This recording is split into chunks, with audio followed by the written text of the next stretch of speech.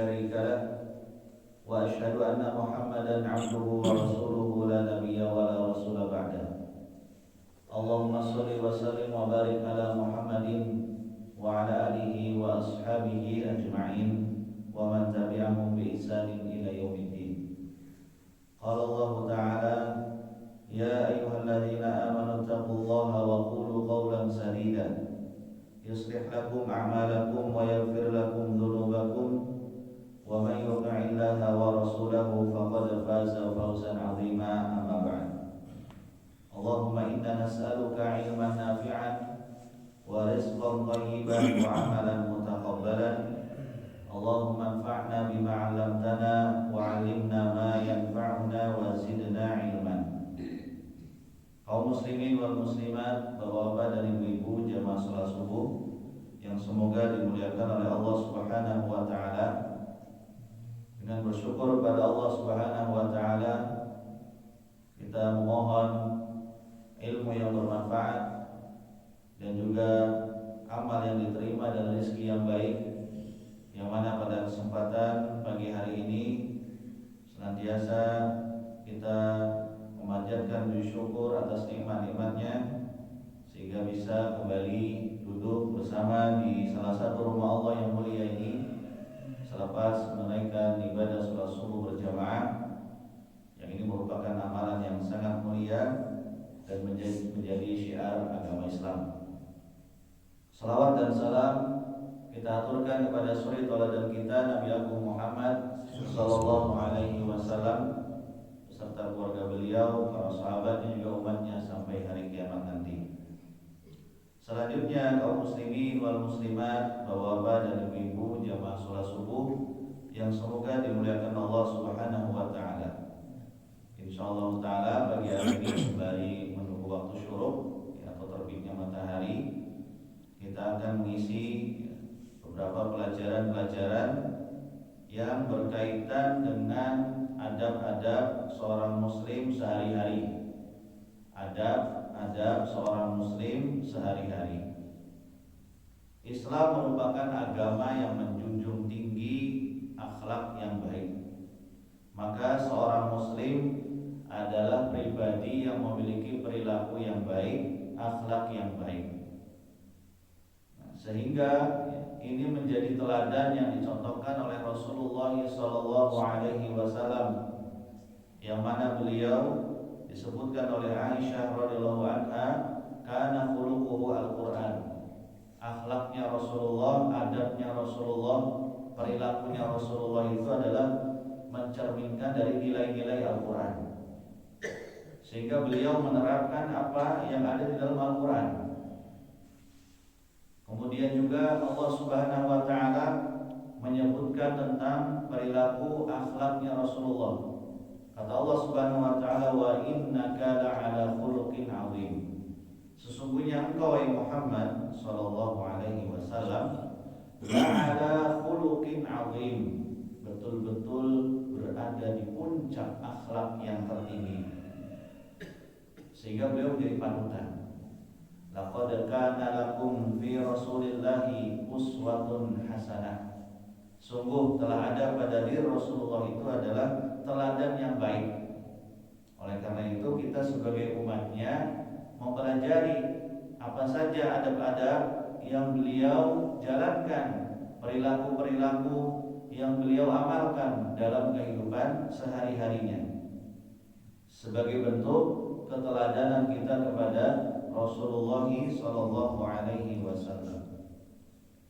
Dan ini menjadi konsekuensi dari dua kalimat syahadat, asyhadu an la ilaha illallah wa asyhadu anna Muhammadar Rasulullah.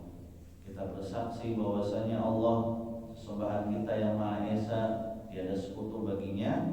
Kemudian kita juga bersaksi bahwasanya Rasulullah sebagai utusan Allah. Di antara konsekuensinya adalah kita mencontoh mengikuti beliau.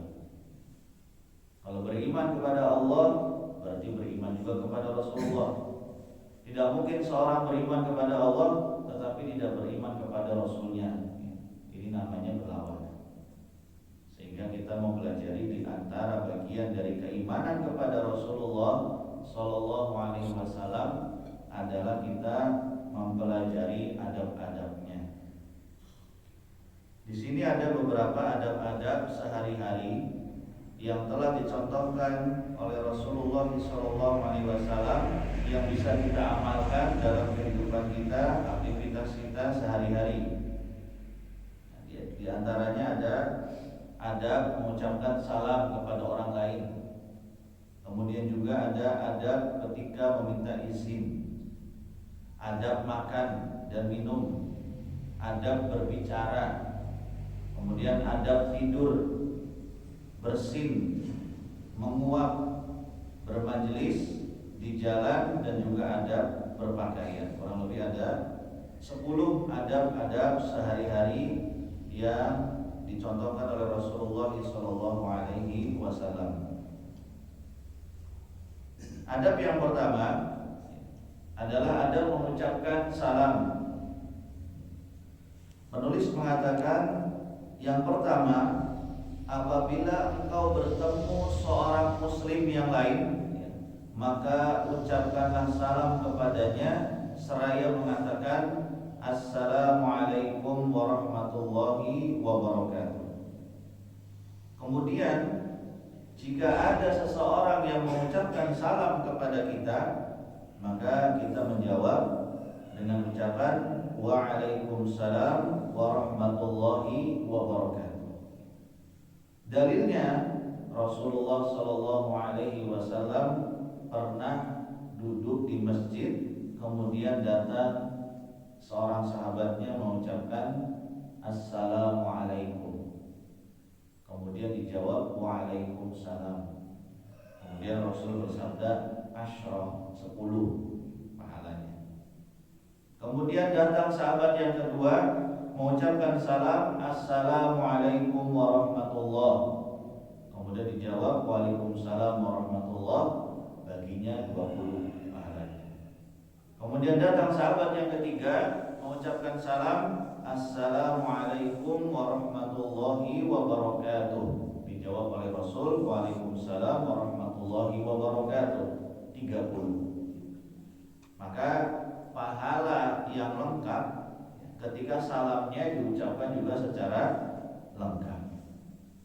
Allah Subhanahu wa taala juga berfirman, "Wa idza huyyitum bi tahiyyatin fahayyu bi ahsana minha aw rudduha." Apabila salah seorang dari kalian itu ada yang mengucapkan salam kepada kalian, ya, maka balaslah ucapan salam itu dengan yang jauh lebih baik atau yang semisal. Jadi kalau ada orang ucapkan salam sama kita, Assalamualaikum, minimalnya dijawab Waalaikumsalam. Atau lebih baik dari itu, ada yang mengucapkan salam sama kita Assalamualaikum, kita jawab Waalaikumsalam warahmatullahi. Atau lebih baik lagi, kita jawab Waalaikumsalam warahmatullahi wabarakatuh. Nah ini pahalanya 30 ketika kita mengucapkan salam secara lengkap. Dan ini yang dicontohkan oleh Rasulullah SAW. Sebagian orang ada yang nambahi Assalamualaikum warahmatullahi wabarakatuh wa maghfiratuhu. Nah tambahannya ini wallahu alam saya nggak tahu, ini dapat dari mana, ya.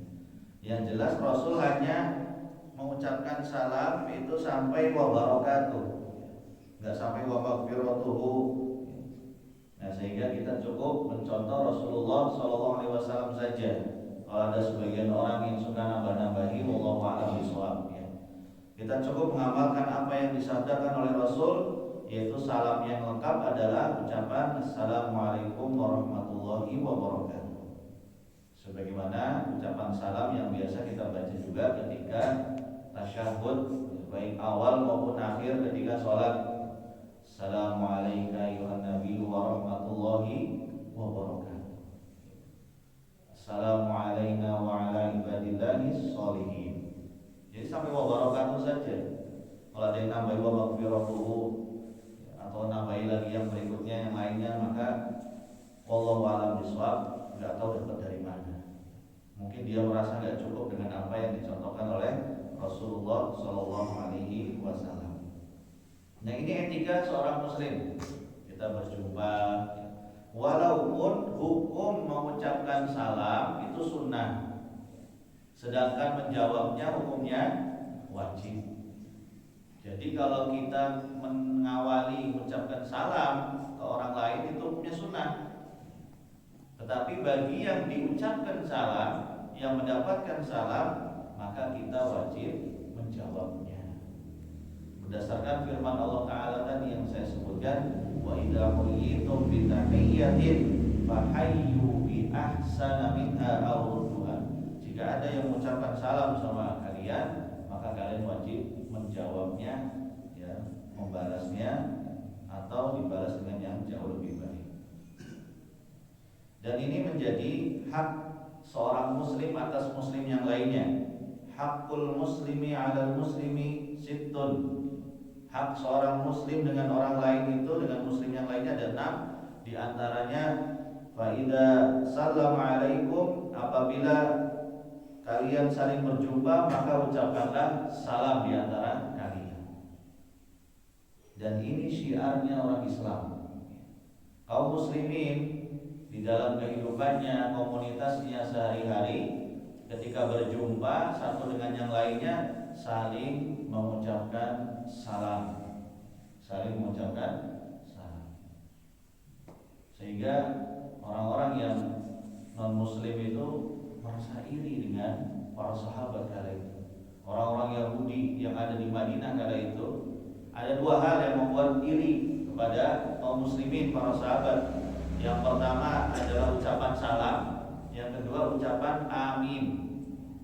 Ketika imamnya sholat jamaahnya keras, kemudian imam membaca ayat terakhir dalam surat Al-Fatihah, ghairil maghdubi 'alaihim waladdallin, maka imam makmum semuanya bareng-bareng mengucapkan amin. Para sahabat sampai keras mengucapkannya sehingga masjid itu menggema. Amin bareng-bareng. Didengar oleh orang-orang Yahudi kala itu yang hidupnya ada di Madinah, ya. Di sekitaran Masjid Nabawi mereka merasa iri. Kekompakan kaum muslimin ketika mengucapkan amin. Makanya ketika mengucapkan amin, ucapkan yang keras. Itu sunnahnya.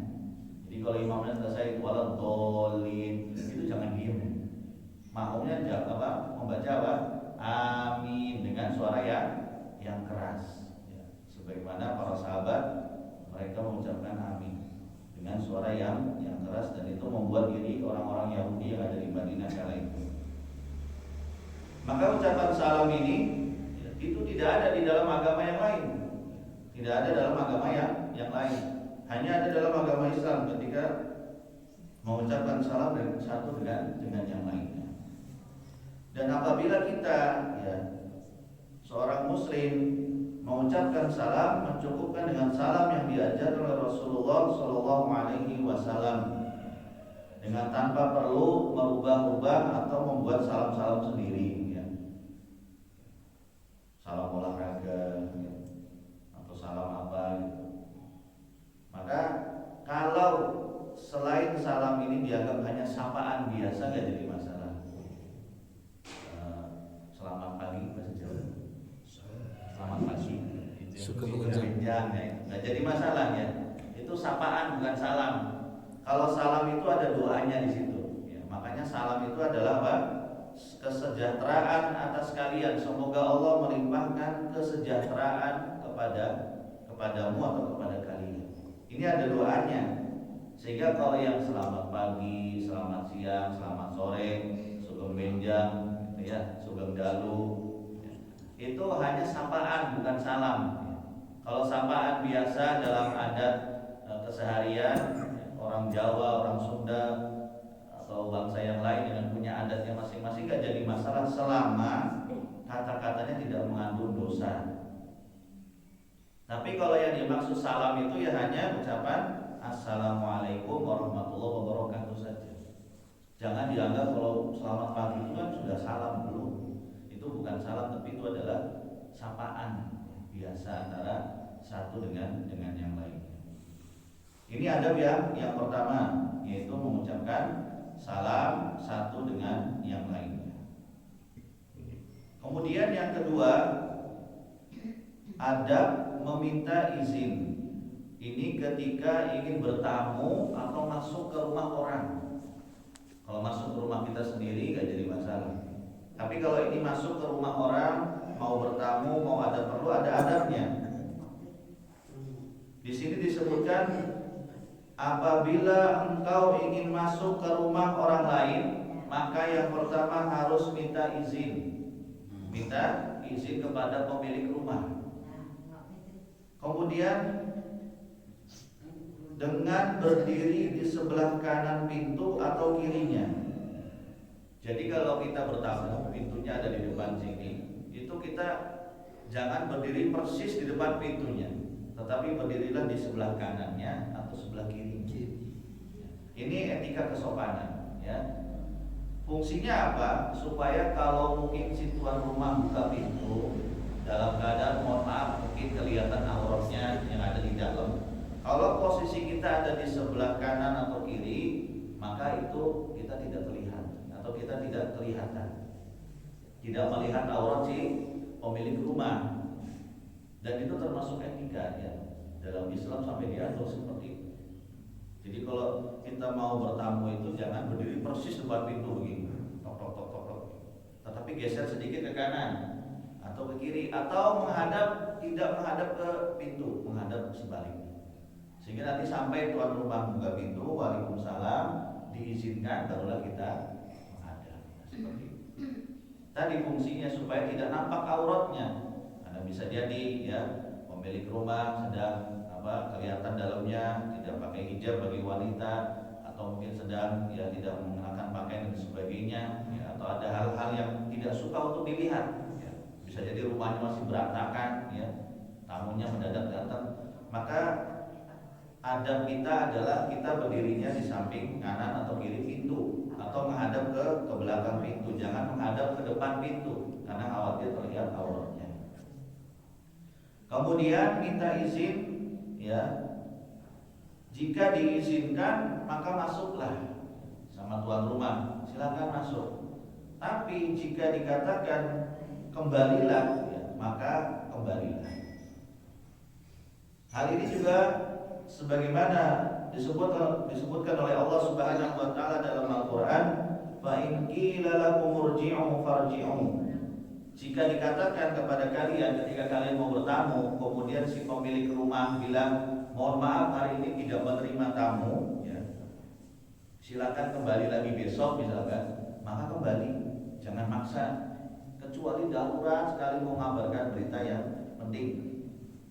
Kalau zaman kita sekarang alhamdulillah sudah dimudahkan dengan adanya komunikasi via handphone, ada WhatsApp, ya, sehingga kita bisa berkirim pesan dulu, ya, izinnya bisa lewat sini dulu, ya, bisa mau bertamu ke orang lain, kita WA dulu, Bapak Ibu, rencana jam segini kami mau bertamu ke rumah panjenengan, ya, kira-kira berkenan atau boten. Kalau si pemilik rumah bilang, silakan, nanti saya tunggu jam sekian di rumah, maka silakan. Itu dimudahkan alhamdulillah. Jadi jauh-jauh hari sudah ngabari sehingga si pemilik rumah sudah siap, ya, sudah siap untuk menerima tamu. Maka ini diantara adab meminta izin ketika bertamu atau berkunjung ke rumah orang lain. Yang pertama adalah ketika masuk rumah, ya, minta izin. Kemudian jangan berdiri di depan pintunya, tapi berdirilah sebelah kanan atau kiri atau menghadap ke belakang. Kemudian minta izin, kalau diizinkan silakan masuk, tapi kalau tidak diizinkan silakan pulang. Ini adalah sebuah kehormatan dan tidak boleh maksa, ya. Pokoknya mau bertamu mau nggak boleh marah-marah, tidak seperti itu. Karena bisa jadi si pemilik rumah tidak siap menerima tamu. Bisa jadi sedang sibuk, bisa jadi sedang sakit, bisa jadi di rumahnya berantakan, ya. Maka dalam rangka kita menghargai keadaan orang lain, tidak boleh memaksa untuk bertamu ke rumah orang lain tersebut, kecuali jika diizinkan. Kemudian yang selanjutnya, di antara adab sehari-hari adalah adab makan dan minum. Adab makan dan minum. Apabila hendak makan atau minum, maka bacalah bismillah. Bacalah bismillah. Sebagaimana Rasulullah SAW bersabda kepada anak kecil, "Ya gulam, samillah." Wahai anak kecil, ketika mau makan, bacalah nama Allah, itu mengucapkan apa? Bismillah. Fungsinya apa? Yang pertama, supaya syaitan tidak ikut makan dan minum bareng sama kita. Ketika kita membaca bismillah itu, maka syaitan tidak ikut makan dan minum bareng sama kita. Berarti kalau tidak membaca bismillah, setan akan ikut makan dan minum bersama kita. Makanya bisa jadi ya, gak pernah merasa kenyang ketika makan, lupa baca bismillah. Bahkan Rasulullah SAW mengajarkan, apabila kalian lupa membaca bismillah di awal, maka bacalah bismillah ketika ingat di tengah-tengah makan, dengan mengucapkan bismillah fi awwalihi wa akhirihi, dengan nama Allah di awal dan akhirnya.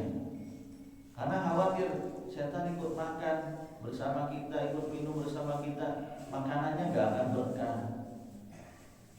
Bisa jadi banyak makan tapi kok penyakitan, padahal sudah makan. Bahkan sebagian orang makannya cuma yang sehat-sehat aja, ya, nggak makan nasi misalkan, gantinya singkong, jagung, ya, yang direbus-rebus, yang dikukus-kukus, ya, menghindari gorengan misalkan, yang berminyak-minyak, tapi kok tetap aja sakit, ya. Nah, bisa jadi makannya itu tidak memperhatikan adab, di antaranya membaca bismillah. Karena makanan itu bukan soal cuma zatnya atau kandungannya apa, tetapi keberkahan dari yang menciptakan dan memberikan makan kepada kita, itu Allah Subhanahu wa taala. Ya. Maka ketika mau makan, kita membaca bismillah. Wa qul biyaminik, kemudian makan dengan tangan kanan, termasuk minum. Ini hukumnya wajib. Tadi baca bismillah juga hukumnya wajib, ya. Sebagaimana perintah Rasulullah kepada anak kecil, ya gulam samillah. Wahai anak kecil, ketika mau makan itu baca bismillah. Berarti hukumnya wajib. Bahkan di antara yang menyebutkan hukumnya wajib adalah karena Rasul mengancam orang yang tidak membaca bismillah, ya, ketika masuk rumah dan ketika mau makan itu, maka syaitan akan mengiringinya. Dan setan itu kalau makan tidak baca bismillah. Kemudian kewajiban yang kedua ketika makan minum adalah dengan tangan kanan. Selagi kita masih punya tangan kanan, ya, maka harus menggunakan tangan kanan selagi tangan kanannya masih berfungsi normal. Kecuali mohon maaf misalkan tangan kanannya sudah buntung misalkan, naudzubillah dzalik, ya, jangan sampai, atau tangannya lagi sakit, korban. Nah, ini keadaan pengecualian darurat boleh dengan tangan kiri kalau memang tidak ada yang menyuapi, ya. Karena keadaan yang darurat, pengecualian. Tapi hukum asalnya waqul biyaminik, makan dengan tangan kanan. Fa inna syaitan ya'kulu bishimalihi wa yashrabu bishimalihi. Karena setan itu makan minumnya dengan tangan kiri. Maka ini diperhatikan oleh diri kita dan anak-anak kita. Kita melihat anak-anak kecil sebagian kadang makan pakai tangan kiri, atau kadang kita juga suka makan pakai tangan kiri, dua-duanya dipegang. Apalagi kalau makan gorengan, ya, ada gorengan, ada cabai rawit, ya, ada gorengan, ada es teh, ya. Kadang yang kanan makan gorengan, yang kiri cabai rawit. Ini nggak boleh di sebelah kiri, ya. Harus dua-dua, harus salah satu aja, yaitu tangan kanan saja, yang kiri diem, ya. Kalau sekedar mengambil mungkin nggak jadi masalah, tapi kalau sudah menyuapkan ke mulut, nah ini yang dilarang. Yang satu makan, yang satu ambil minum. Itu sering kami perhatikan seperti itu. Orang makan nggak sadar, ya. Gini. Kadang yang ini makan, yang ini minum. Yang ini gorengan, yang ini cabai. Yang ininya yang jadi masalah. Yang kanan, alhamdulillah aman, ya. Maka diperhatikan ketika makan, betul-betul tangan kanan yang dipakai, karena ini ada hukumnya wajib. Dan jangan kita menyerupai syaitan yang mereka makan dengan tangan kiri, sehingga keberkahannya dicabut. Dalam sebuah riwayat disebutkan ada seorang ketika ditegur oleh Nabi, ya fulan kul biyaminik, wahai fulan makan dengan tangan kanan, kata Nabi. Kemudian orang ini bilang, saya nggak bisa makan pakai tangan kanan wahai Rasul. Protes ya. Kemudian ditegur lagi, ya fulan kul biyaminik, wahai fulan makan dengan tangan kanan. Orang itu jawab lagi sama, saya nggak bisa makan pakai tangan kanan. Akhirnya apa? Didoakan oleh Rasul, selama-lamanya mau nggak bisa makan pakai tangan kanan. Betulan tangan kanan lumpuh. Padahal sebelumnya enggak. Ini berarti apa? Emang menolak kebenaran. Sudah diajarin adab yang benar, kok malah ngeyel. Padahal tangan kanannya masih sehat, kecuali di tangan kanannya lagi ada penyakit, ya, tidak bisa dipakai. Itu pengecualian. Tapi ini tangan kanannya ya sehat-sehat saja. Rasul merintahkan makan, minum pakai tangan kanan. Nah ternyata tangan kirinya dia bilang saya nggak bisa makan pakai tangan kanan. Akhirnya betul-betul selama-lamanya dia sampai mati, ya, itu nggak bisa menggunakan tangan kanannya. Kemudian wakul mimma yali, makan yang terdekat. Ini kalau makannya bersama-sama, ya. Misalkan disuguhkan dalam sebuah hidangan, kita duduk sebelah sini, maka ambillah yang dekat dengan kita, yang bisa digapai dengan tangan kita. Ya, jangan melangkahi makanan ambil yang di ujung sana, kecuali memang dipersilahkan, ya. Permisi ngambil yang sebelah sana misalkan, itu gak jadi masalah, diizinkan. Tapi kalau dalam satu lingkaran majelis makan, makan dulu yang paling dekat, ya. Ini menggambarkan tidak boleh serakah ketika makan, seperti anak kecil. Kalau makan itu suka diacak-acak makanannya, ya. Acak sana, acak sini. Nah, maka kita yang sudah belajar etika dan adab makan, hendaklah makan dengan tangan kanan, membaca bismillah, dan makanlah dari makanan yang terdekat dengan kita. Kemudian setelah makan membaca hamdalah, yaitu ucapan alhamdulillah. Dan keutamanya barang siapa yang mengucapkan hamdalah setelah makan, maka dosa-dosanya akan diampuni oleh Allah Subhanahu wa taala. Jadi mengawali makan dengan basmalah, mengakhiri makan dengan hamdalah. Kaum muslimin wal muslimat, bapak dan ibu-ibu jamaah salat subuh rahimakumullah. Kemudian yang keempat adalah adab berbicara. Adab berbicara. Berbicaralah dengan ucapan yang baik, rendahkan suaramu dan pelan-pelan ketika berbicara. Jadi berbicara dengan kata-kata yang baik, dengan kalimatul thayyibah, kata-kata yang baik. Ini termasuk sifat seorang muslim. Tidaklah mereka mengucapkan kata-kata kecuali kata-kata yang baik. Kata-kata umpatan, celaan, itu tidak boleh. Merendahkan itu tidak boleh. Apalagi yang ngomongnya tokoh, ustadz, ya, kiai, ngomong kata-kata yang kasar, merendahkan, lebih gak boleh lagi. Karena ucapannya didengar, dicontoh. Kalau tokohnya, ustadznya, kiainya saja berbicara dengan ucapan yang tidak sopan misalkan, yang merendahkan, menghina orang lain, gimana lagi jamaahnya? Maka juga perhatikan, berlaku untuk semua orang. Berbicaralah dengan ucapan yang baik, rendahkan suaramu, terutama berbicara kepada orang yang lebih sepuh, kepada orang tua. Kemudian pelan-pelanlah ketika berbicara, supaya jelas kata-katanya, jangan ngebut. Kemudian apabila kita diajak bicara oleh orang lain, maka dengarkanlah baik-baik pembicaraan tersebut. Dan janganlah kita memotong pembicaraan kecuali setelah minta izin. Misalkan ada orang yang lagi berbicara, ya, kalau ingin memotong pembicaraan, hendaklah minta izin dulu, ya. Ingin menyanggah misalkan, kalau diizinkan silakan, kalau nggak diizinkan jangan, ya. Kemudian janganlah kita mendahului orang yang lebih tua dengan ucapan.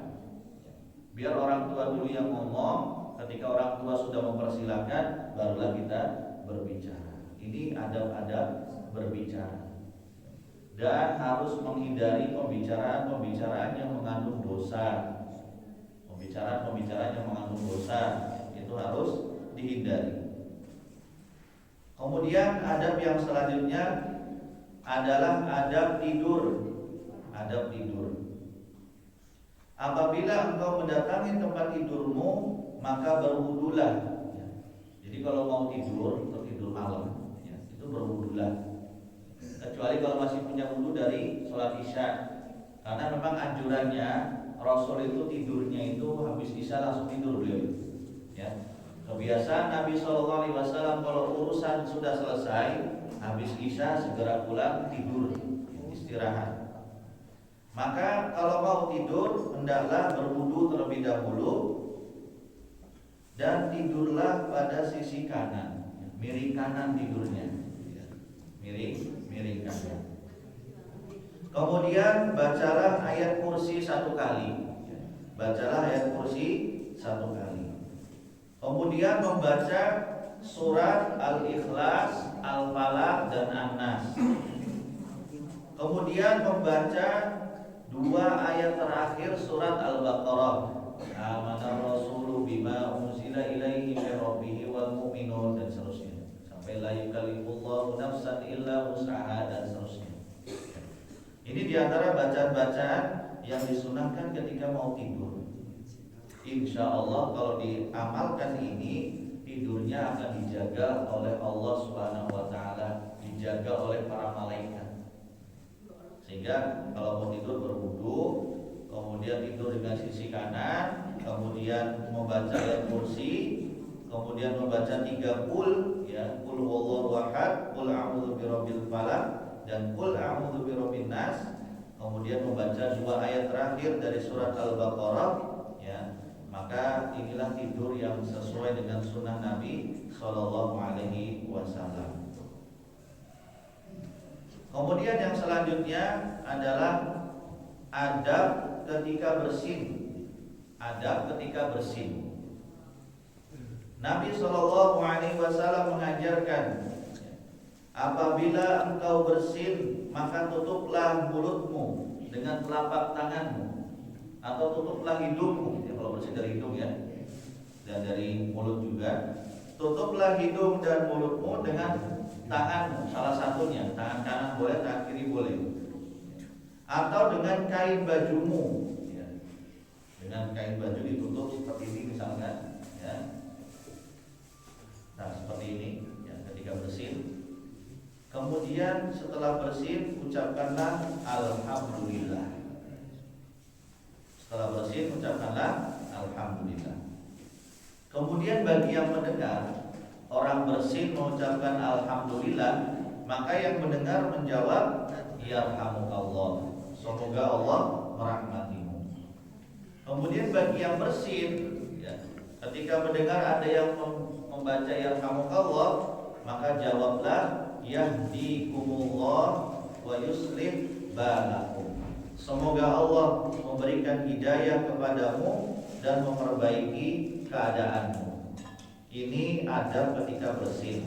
Ada doanya, ada bacaannya, yaitu yang bersin mengucapkan hamdalah, yang mendengar mengucapkan yarhamukallah, kemudian dibalas oleh yang bersin lagi yahdikumullah wa yuslih balakum. Karena bersin itu adalah anugerah dari Allah Subhanahu wa Ta'ala. Proses tubuh kita itu mengeluarkan kotoran melalui bersin. Itu bagian dari kesehatan. Sedangkan menguap itu dari syaitan. Makanya kalau salah seorang dari kita menguap, kata Nabi, tutup serapat-rapatnya mulut. Jangan dibuka. Fa inna syaitana yadkhulu, karena setan bisa masuk mulut kita. Ketika kita menguap kan ditutup, menguap mulutnya lebar-lebar dibuka, tidak ditutup dengan tangannya, maka setan bisa masuk ke dalam mulut kita. Kalau setan sudah masuk, ya kira-kira membawa yang jelek-jelek, Ini adab bersih. Kemudian yang selanjutnya adalah adab menguap. Sebagai lanjutan dari yang sebelumnya, ketika menguap tahanlah semampunya. Jadi kalau mau ingin muak, sebisa mungkin mulutnya tetap ditutup. Tetapi kalau sudah pol nggak bisa ditahan, maka silakan menguap, sambari ditutup dengan telapak tangan, baik tangan kanan atau tangan kiri, ditutup mulutnya. Atau ditutup dengan kainnya. Ya, ini bentuk kesopanan. Apalagi kalau baru bangun tidur, mohon maaf belum gosok gigi misalkan, langsung sholat subuh berjamaah di masjid, langsung muak, lebar.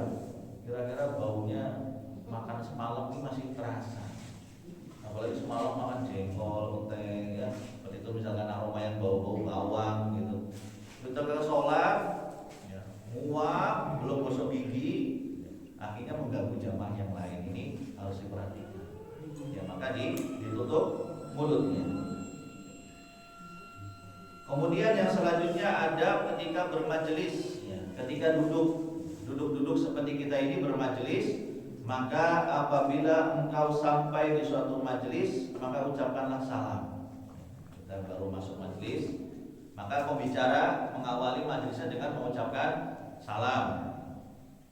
Kemudian duduklah di tempat yang telah disediakan. Kemudian jangan duduk di antara memisahkan dua orang kecuali dengan izin. Misalkan ada dua orang yang lagi duduk berdampingan gitu, dempetan, dekat. Kemudian kita datang, kemudian geser, nyempil di tengah-tengahnya. Ini nggak boleh, kecuali minta izin dulu, Pak. Ngapunten, izin boleh nggak duduk di sini? Kalau diizinkan silakan, tapi kalau nggak diizinkan ya jangan maksa. Atau langsung bujuk-bujuk apa? Oh geser. Ini tempat saya, itu nggak boleh. Ya. Kemudian jangan nyuruh orang lain berdiri dari tempat duduknya. Jangan menyuruh orang lain berdiri dari tempat duduknya.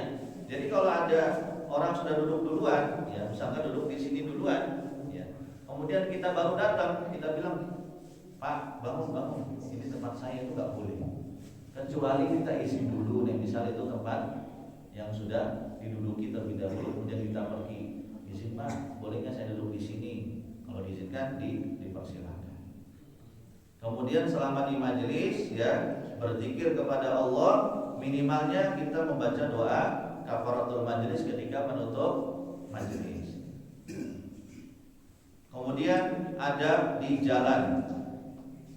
Ketika kita berjalan, maka tunaikan hak jalan. Di antaranya adalah tidak menyakiti dan mengganggu orang lain, menjawab salam orang lain, menyapa orang yang kita lewati.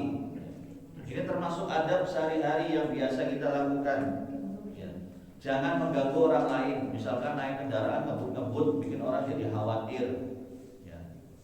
Atau biasanya kalau mau belok kanan lupa ngesen, belok kanan sennya kiri, belok kiri sennya kanan. Ini nggak boleh juga sebenarnya, ya. Karena bisa membuat orang lagi bahaya. Dia sennya kanan, malah beloknya kiri, nubruk. Maka ini juga harus diperhatikan. Dan tidak boleh teriak-teriak di jalanan, ya. Mengganggu-ganggu, gerung-gerung knalpot, wang itu nggak boleh, ya. Atau kenceng-kenceng nyetel, apa lagu-laguan, musik-musik, ya, itu juga sama, nggak boleh, bisa mengganggu tetangga. Nah ini harus diperhatikan. Yang terakhir, adab berpakaian. Berpakaianlah dengan pakaian yang bagus, dan yang terbaik adalah warna putih. Wajib menutupi aurat kita. Ketika memakai pakaian, mulailah dari yang sebelah kanan. Ketika melepas pakaian, mulai dari yang sebelah kiri. Ini diantara adab ketika berpakaian. Sebagai bentuk syukur kita kepada Allah, Allah berikan kita manusia itu berpakaian. Tidak seperti binatang. Binatang itu tidak berpakaian kecuali dipakaikan. Tetapi manusia Allah anugerahkan ada pakaian yang menutupi auratnya. Maka berpakaianlah dengan pakaian yang bagus, ya, tidak mesti baru. Ketika memakai kita mulai dari sebelah kanan. Ketika melepas kita mulai dari sebelah kiri.